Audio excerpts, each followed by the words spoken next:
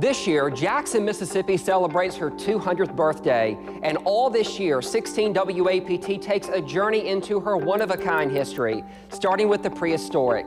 Now, from the surface, Jackson, Mississippi looks like any other southern U.S. city, but what lies about 3,000 feet below the metro makes us the most unique capital city in the world. We are built on top of a volcano. That's right, an extinct volcano. Let's go back in time about 66 million years ago, right near the time a massive asteroid hit the Earth and wiped out the dinosaurs. Mississippi and much of the Deep South looked much different than they do now. Planet Earth was much warmer. There was no ice on either the North or South poles, and sea levels were much higher than today. Mississippi was covered by a shallow sea called the Mississippi Embayment, and tiny volcano islands dotted this embayment. This is an artist's rendering of what Jackson may have looked like back then. So the question begs to be asked, how did this volcano form? Scientists say as the North American tectonic plate was shifting, it passed over a magma hotspot in the Atlantic known as the Bermuda Hotspot and formed the volcanoes. But this isn't the only volcano in the state. The little community of Midnight in Humphreys County is on top of a volcano. Monroe, Louisiana is near a volcano called the Monroe Uplift, and there's one near Murfreesboro, Arkansas. But what makes Jackson unique is we are the only capital city in the world to be built on top of a volcano.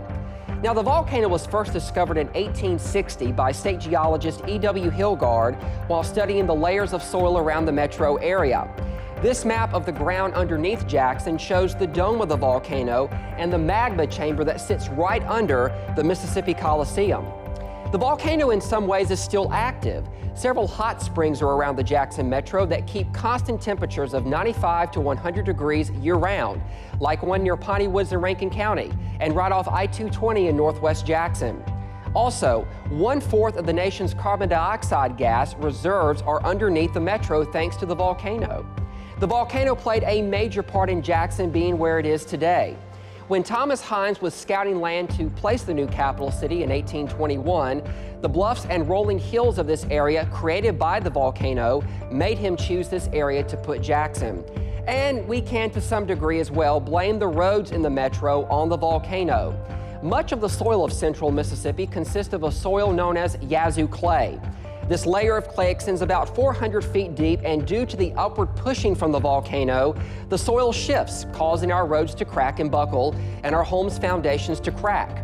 Geologists say the chances of this volcano waking up are very small, but not unheard of. Thankfully, volcanoes give plenty of warning before they erupt, like sudden changes in ground elevation and earthquake swarms. So the next time you're near the Coliseum and you feel the ground rumble beneath your feet, it may not be that 18-wheeler passing by. It could be the warning.